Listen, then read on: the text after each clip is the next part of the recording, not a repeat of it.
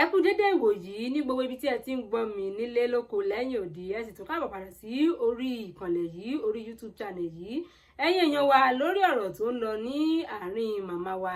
Lizzy Anjorin àti òṣèrébìnrin Tóyìn Abraham. Ẹ̀yin èèyàn wa, ọ̀rọ̀ yìí ó mà ti bá bòmí yọ báyìí o, nítorí arábìnrin tí gbogbo wa mọ̀ sí Madam Olúṣọlá Yusuf, èyí tí wọ́n jẹ́ ẹni tí ó súnmọ́ Lizzy Anjorin, ó mà dàbí ẹni wípé ọ̀rọ̀ yìí ó ti ta bà wọ́n o, nítorí wípé arábìnrin yìí wọ́n mà ti bínú jáde o láti wá sọ̀rọ̀ sí òṣèrébìnrin Tóyìn Abraham. Nínú ọ̀rọ̀ wọn náà ti sọ wípé kí òṣèrébìnrin Tóyìn Abraham kí ó gbìyànjú láti kìlọ̀ fún àwọn ọmọlẹ́yìn rẹ̀ yìí tí gbogbo àwọn mọ̀ sí àwọn fáǹsì rẹ̀ wípé kí wọ́n má ṣe wá bú àwọn mọ́ o, wípé ní gbogbo ìgbà tí àwọn fáǹsì Tóyìn Abraham tí wọ́n bá ń jáde láti wá bú òun, gbogbo ìgbà náà ni òun ó máa jáde wá fún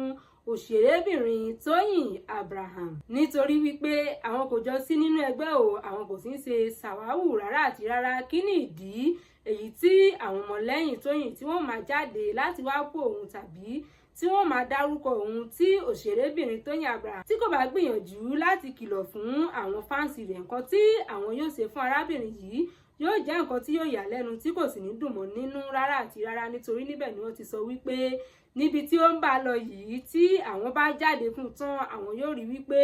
gbogbo àṣírí èyí tí ó ti ń fọwọ́ bò látọjọ́ yìí ó ní àwọn yóò bá tú síta pátápátá fún ayé láti gbọ́ o. Níbẹ̀ ni wọ́n sọ wípé gbogbo fámìlì rẹ̀ yìí tí ó ń fọwọ́ bò ìyẹn jẹ́ òṣèrébìnrin Tóyìn Abraham, àwọn yóò bá gbé gbogbo bí background rẹ̀ ṣe jẹ́, àwọn yóò bá gbé wá sí orí social media. Gbogbo ọ̀rọ̀ yìí tí màmá wa Olúṣọlá Yusuf ohun tí wọ́n sọ nínú fídíò wọn ó mà lélẹ́yìí o, tó ń sọ wípé ṣèbí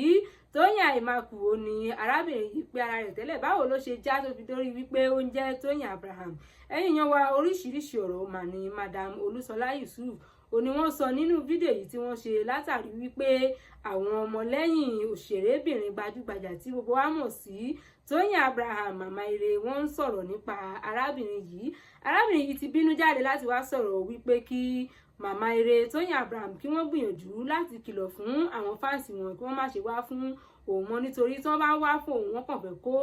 arábìnrin yìí tí gbogbo wa mọ̀ sí Tóyìn Abraham, wọ́n fẹ́ kó sí wàhálà ní, nítorí wípé gbogbo àṣírí èyí tí wọ́n kó pamọ́ láti ọjọ́ yìí àwọn yóò bá gbé wá sí ìta. Ṣé ó rí wípé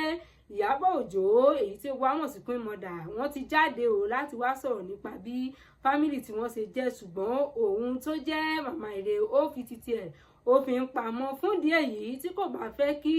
àwọn bá tú gbogbo àṣírí náà síta pátápátá fáyé láti rí o, kí ó gbìyànjú láti kìlọ̀ fún àwọn fáǹsì rẹ̀ kí wọ́n má ṣe wá fún òun mọ́, nítorí ní gbogbo ìgbà tí wọ́n bá wá fún òun, òun ó máa wá padà fún Tóyìn Abraham ni. Kí Tóyìn má sì ṣe gbàgbé wípé òun mọ̀ dáadáa, òun mọ̀ délédélé, òun mọ̀ àṣírí rẹ̀, sórí wípé òun kò sọ nǹkan kan nípa àṣírí rẹ̀ látọjọ́ yìí. Fún díẹ̀ yìí kó kìlọ̀ fún àwọn ọmọlẹ́yìn rẹ̀ kó tó di wípé òun ó bá gbé àṣírí èyí tí ó ń gbé pamọ́ wá sí orí ayélujára. Ẹ̀yin èèyàn wa, èyí ni ọ̀rọ̀ tí Madam Olúṣọlá Yusuf tí àwọn kọ̀ọ̀kan pè wọ́n ní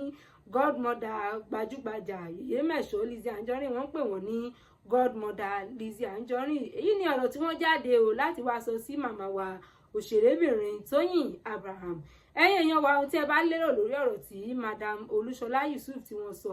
ẹ jọ̀wọ́ ẹ tẹ sí comment section o, a ó máa dá yín lóhùn níbẹ̀. Tó bá rí bákan náà, ó tún di ọjọ́ mìíràn, ọjọ́ ire. Ó dàbọ̀.